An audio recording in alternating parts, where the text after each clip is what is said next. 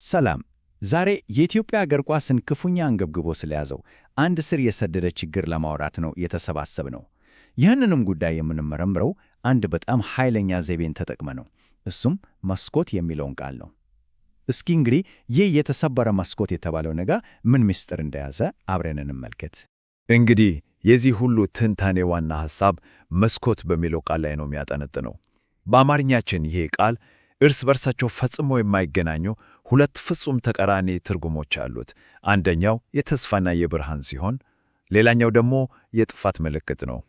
ይህ ንጽጽር የችግሩን ዋና ነጥብ ቁልጭ አድርጎ ያሳያል። የተጫዋቾች ዝውውር መስኮት የሚባለው ነገር ለክለቦች የብርሃን መፈንጠቂያ፣ አዲስ ተስፋን እና አዲስ ተጫዋችን ይዞ የሚመጣ መሆን ነበረበት። ነገር ግን የትንታኔው ጸሐፊ እንደሚለው ለኢትዮጵያ እግር ኳስ ግን የጥፋት መስኮት ሆኗል። ይህ በጣም ከባድ ክስ ነው። ጸሐፊው የሚለው ሲራቱ በመሰረቱ የተሰበረና ከስፖርቱ ይልቅ የጥቂት ሰዎችን ብልሹ ፍላጎት ለማገልገል ብቻ የተዋቀረ ነው የሚለው። ይህ የትንታኔው በጣም ወሳኝ ነጥብ ነው። እሺ፣ እስካሁን ስለ መስኮት ዘይቤ ያወርተናል። አሁን ደግሞ ስርዓቱ በተግባር በሰውና በቡድን ደረጃ ያስከተለ ያለውን ተጨባጭ ጉዳት እንመልከት። ምክንያቱም ጉዳቱ የሚጀምረው ከራሳቸው ከተጫዋቾቹ ነውና። በእውነት ስናስበው ይህ ንጽጽር ተጫዋቾች ምን ያህል አስቸጋሪ ሁኔታ ውስጥ እንደሚገኙ በደንብ ያሳያል። ስለ ሰውና ስለ ቡድን አሰራር መሠረታዊ ግንዛቤ እንኳን እንደሌለ ነው የሚጠቁመው። እናም የክለብ መረጋጋት የሚባለው ቁልፍ ሐሳብ ይሄ ነው። ምንጩ እንደሚለው ግን ይሄ መርህ የኢትዮጵያ ክለቦች ወይ ያልተረዱት ወይም ሆን ብለው ችላ የሚሉት ነገር ሆኗል። ዋው! ይሄ በጣም ኃይለኛና ቁልፍ አባባል ነው። ምን ማለት ነው? ተጫዋቾች በሊግ ውስጥ ረጅም ዓመት ሊቆዩ ይችላሉ፣ ግን በአንድ ክለብ ውስጥ ፈጽሞ አይዘልቁም። ይሄ ደግሞ ታማኝነትንና የቡድን ግንባታን ሙሉ በሙሉ ይገድለዋል ማለት ነው። እሺ፣ እስካሁን ያየናቸው ሐሳቦች በድንጋቴ በሚያናውጡ አሃዛዊ መረጃዎች የተደገፉ ናቸው። አሁን ወደ ቁጥሮቹ እንግባና የችግሩን ስፋትና ጥልቀት እንልካ። እስኪ አንድ አፍታ ቆም ብለን ይህንን ገበታ እንመልከተው። በአንድ የዝውውር መስኮት ብቻ በአማካይ አንድ ክለብ ከግማሽ በላይ የሚሆነውን ሙሉ ስብሰቡን ይለውጣል። ይህ ከፍተኛ የሆነ አለመረጋጋትን በግልጽ የሚያሳይ በጣም አደገኛ ምልክት ነው። ይህ እንግዲህ የአንድ መስኮት ገጽታ ብቻ ነው። የሚገርመው ግን የችግሩ ጥልቀት ከዚህም በላይ ይሄዳል። በቀጣይ የምናያቸው ቁጥሮች ሁኔታው ከጊዜ ወደ ጊዜ እንዴት የተባባሰ እንደሚሄድ ነው የሚያሳዩት። የመጀመሪያው ቁጥር ይሄ ነው። ምን ማለት ነው? ከአንድ ዓመት በኋላ ብቻ በቡድን ውስጥ ከነበሩት ተጫዋቾች መካከል ከግማሽ በላይ የሚሆኑት ጥለው ይሄዳሉ ማለት ነው። ግን ከሁለት የውድድር ዘመን በኋላ ነገሩ ከቁጥጥር ውጭ ይሆናል። የመረጋጋት ተቋሚው በሚያስደነግጥ ሁኔታ ወደ 12.2 በመቶ ይወርዳል። ይሄ ማለት ቡድኖች ሙሉ በሙሉ ይበተናሉ ማለት ነው።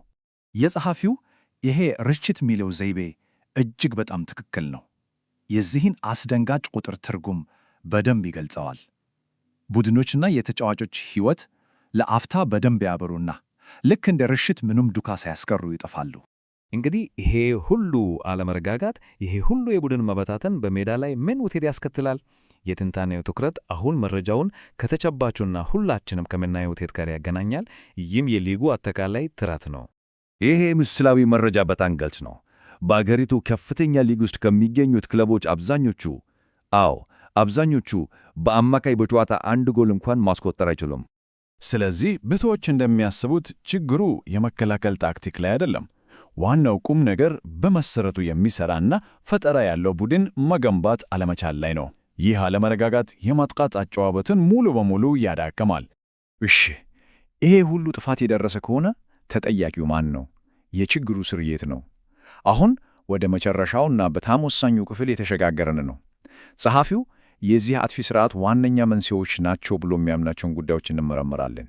ጸሐፊው የጥፋቱን አዙሪት በዚህ መልኩ ነው የሚያስቀምጠው። ሁሉም ነገር የሚጀመረው ከስፖርቱ ውጪ ባለ የገንዘብ ብልሹ አሰራር ነው። በሜዳ ላይ የምናየው ችግር የዚህ የጥፋት አዙሪት የመጨረሻ ውጤት ነው ማለት ነው። እዚህ ላይ ነው እንግዲህ ጸሐፊው ነገሩን ከእግር ኳስ ችግርነት አውጥቶ ወደ ሌላ ደረጃ የሚወስደው። የዝውውር መስኮቱ የሕዝብ ገንዘብ የሚዘረፍበት የስርቆት በር ሆኗል ይላል። ይሄ ማለት ችግሩ የእግር ኳስ ብቻ ሳይሆን የሀገርም ችግር ነው ማለት ነው። እናም ትንታኔው የሚደመደመው ሁላችንም ልናስብበት በጣም ከባድ ጥያቄ ነው። የስፖርቱን የወደፊት ዕጣ ፈንታ የሚወስን ጥያቄ። ይህ የጥፋት መስኮት መቼ ነው የሚዘጋው?